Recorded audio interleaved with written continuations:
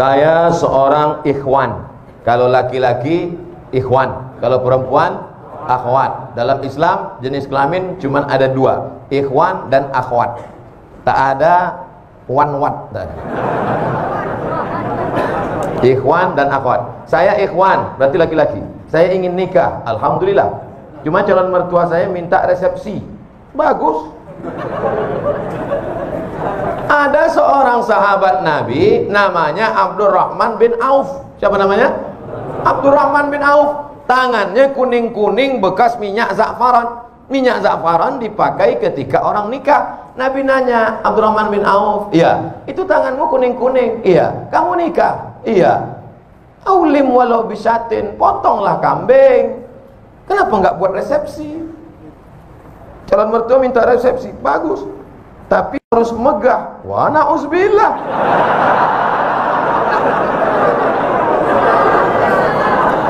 Aulim walau bisatin, buatlah kenduri walaupun hanya motong seekor kambing. Seekor kambing di Arab itu artinya ngundang 10 orang.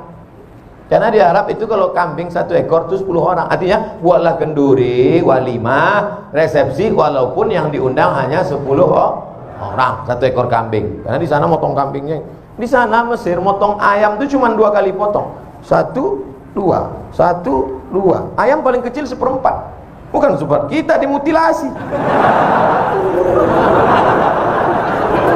Hancur. Makanya orang Arab kalau makan tempat kita dia, ini kena Hiroshima Nagasaki. Wahai ibu-ibu yang berada di bawah, saya minta malam tahun baru hijrah ini hanya 1 permintaanku, Bu, turunkan harga mahar. Takbir. Takbir. Ketahuan tak bermodal. Yang penting anakmu menikah dengan laki-laki yang soleh-soleh ini, soleh. Aku bersaksi di hadapan Allah bahwa yang ada di hadapanku ini adalah pemuda yang soleh. Mereka sudah mau datang ke masjid, sholat berjamaah, meninggalkan segala macam aktivitas malam ini. Tiba-tiba datang dia meminang anak gadismu dengan cara yang baik. Bapak, saya mau hubungan ini tidak hanya sekedar pertemanan, tapi ingin lebih dekat, mau minang. Apa nanti datang-datang sini? Naik apa tadi kemari? Naik Grab, Pak. Pulang. Iyakunu fuqara. Kalau yang datang itu miskin, susah, yughnihimullah. Ada rezeki sendiri, ada rezeki berdua, ada rezeki bertiga, digabungkan Allah rezeki, dibukakannya pintu-pintu rezeki. Idza ja'akum man tardawna dinahu. Kalau datang meminang anak gadismu laki-laki, dinahu, agamanya baik, wa khuluquhu, akhlaknya baik, fazawwijuhu, nikahkan dia dengan anakmu. Kalau kebetulan kau kaya, mobilmu mewah, duitmu banyak, katakan kepada dia, kau jaga anakku baik-baik, masalah urusan belanja ku tanggung dulu beberapa bulan, tapi jangan lama-lama kali. Sementara Allah bukakan pintu rezeki untukmu. Tapi kalau kau macam-macam sama anakku, ku habisi kau nanti. Cuman saya baru nabung, Pak Ustadz. Saya mau terus apa gimana, apa mundur, Pak Ustadz? Pantang mundur. Lanjutkan. Jangan mundur. Jangan mundur. Setapak pun kau jangan mundur. Allah bersamamu. Minjam uang, Pak Ustadz? Enggak ada.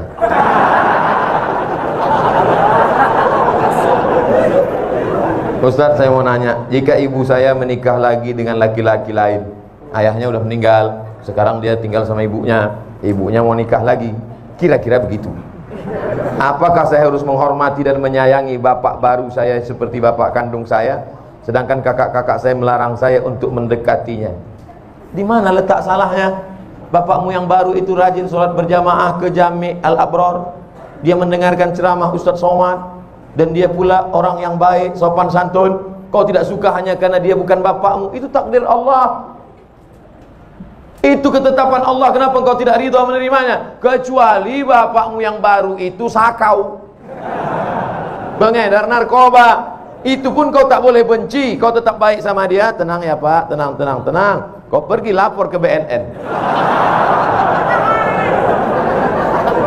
Ini banyak sekarang anak-anak yang keliru. Setelah bapaknya meninggal, ibunya dibiarkannya sendiri, padahal ibunya perlu nafkah, perlu kasih sayang. Maka sampaikan kepada dia, "Mama, kalau mau menikah lagi, menikahlah. Biar kami susun tim fit and proper test." Begitu. Masukkan saya tim, nanti saya seleksi ayah kalian. Begitu juga sebaliknya. Ibu kalian meninggal, ayah kalian sebatang kara. Jangan kalian biarkan dia sendiri. Dia perlu ada yang memasak, ada yang merawat, ada yang menjaga dia. Bukan sekedar cuci, laundry banyak. Kalau sekedar makan, rumah makan, restoran banyak, tapi dia perlu kasih sayang. Ini ada orang bapaknya ada sendiri, emaknya meninggal, dia kasih tahu, "Papa, kalau mau pergi ke Surabaya, kakak ada. Kalau mau pergi ke Singapura, adik ada. Kalau mau ke Jakarta, saya ada. Kemana papa terbang, tak usah pikirkan." Kata bapaknya, "Kalian kemana aku terbang aja yang kalian pikirkan. Kemana aku hinggap tak kalian pikirkan." Saya ingin nanya, saya punya saudara. Di saat orang tua kami belum meninggal, sudah meninggalkan wasiat dalam warisan. Tapi sekarang setelah orang tua kami meninggal, saudara kami itu serakah, atau bisa dibilang ingin menguasai warisan yang telah diwariskan kepada saya. Bagaimana tanggapan Ustadz tentang kejadian ini? Lapor ke pengadilan agama. Di sana ada jurusita. Di sana ada formulirnya. Nama yang meninggal, isi. Ahli waris, isi. Sebutkan semua ahli waris. Lalu serahkan ke pengadilan. Nanti keluar, ini dapat sekian, istri dapat 1/8, karena ada anak dapat 1/4, anak laki-laki 2 kali bagian anak perempuan. Dulu ada wasiat tidak boleh lebih dari 1/3 harta. Maka tunjukkan sama dia, "Bang, kakak, brother, nih jatah saya. Kalau kau macam-macam, ku jebloskan kau ke penjara." Tentu tidak kasar begitu, lembut. "Abang, kau dari rahim yang sama dengan aku. Aku tak ingin menganiayamu. Aku buat laporan ini bukan karena aku dengki dan marah, tapi karena aku tak ingin kau makan haram." Keras sekali Pak Ustaz. "Aku tak ingin kau makan haram." Kalau ada kalian menuntut adik, abang, kakak, itu bukan berarti zalim, tapi menjaga dia, anaknya dan istrinya supaya jangan sampai makan hak. Bayangkan ini kalau didiamkan, dikuasainya harta warisan, tanah dikuasainya, kebun dikuasainya, angkot dikuasainya, makan haram dia, anaknya, cucunya, istrinya. Maka selamatkan saudara ini dengan cara menegakkan hukum warisan ke kantor pengadilan agama. Ada jurusita, disita nanti itu. Saya sudah setahun hijrah. Lalu belum lama ini saya bertemu kembali dan dengan mantan yang dulu pernah saya kenal. Berarti CLBK, cucian lama belum kering. Anak-anak ketawa macam pahaman.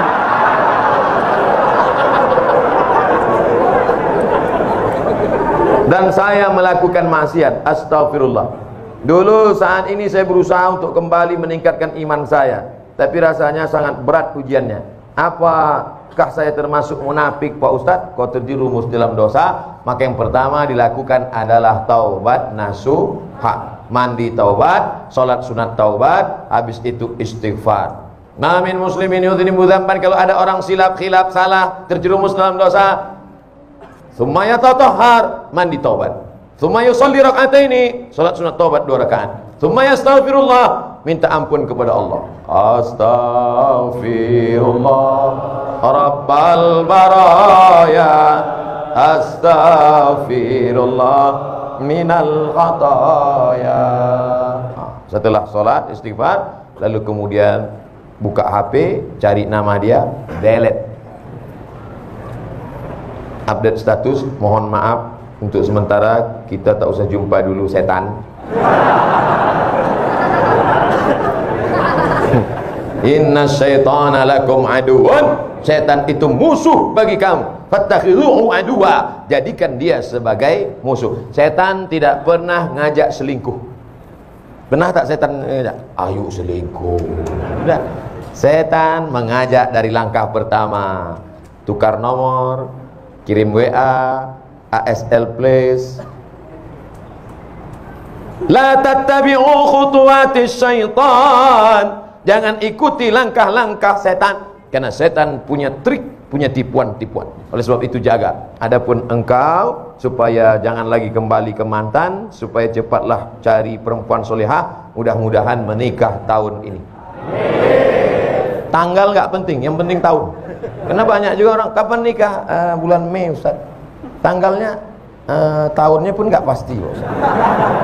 Sebelum berakhir 2019, mudah-mudahan yang sudah mau nikah, menikah. Azam, tekad, kuat, nikah, istikharah. Kamu kenapa belum juga nikah? Calon saya 2 Pak Ustaz. Sudah istikharah? Sudah Pak Ustaz. Terus mana yang kelihatan? Dua-duanya. Jadi belum putus istikharah. Kalau udah istikharah putus, tinggal saja. Yang lain itu tereliminasi. Apa hukum orang suka zina, mabuk, tapi suka sholat?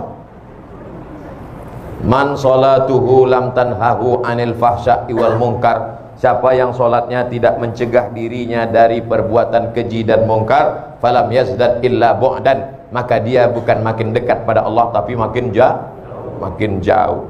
Oleh sebab itu kita mesti menjauhkan dari segala perbuatan ini.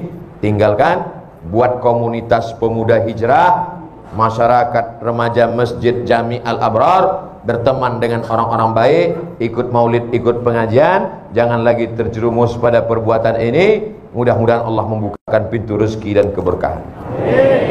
Bagaimana cara agar hijrah kita istiqomah? Pertama, an-nadamu fil qalbi, menyesal dalam hati.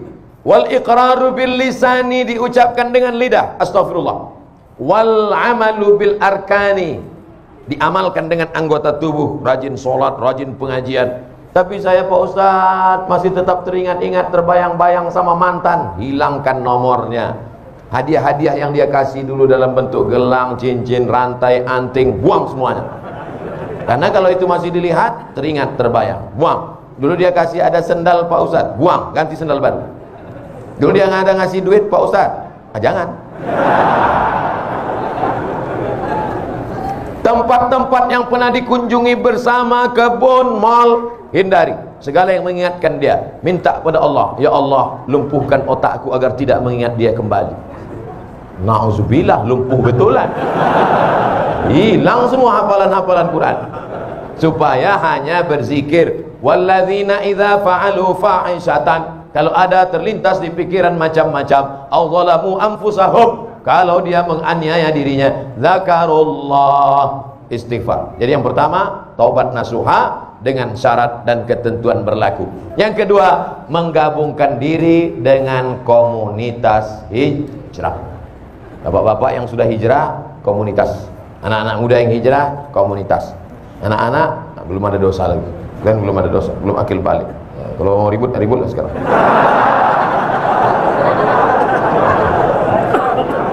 Gabungkan diri, karena ini lemah. Satu pohon kayu di tengah hutan, datang angin kencang, patah. Dengan angin puting beliung, tercabut. Tapi kalau dia di tengah kayu-kayu lain, angin kencang dia slow. Datang angin kencang, dia slow aja. Kenapa? Yang pinggir-pinggir itu yang kena.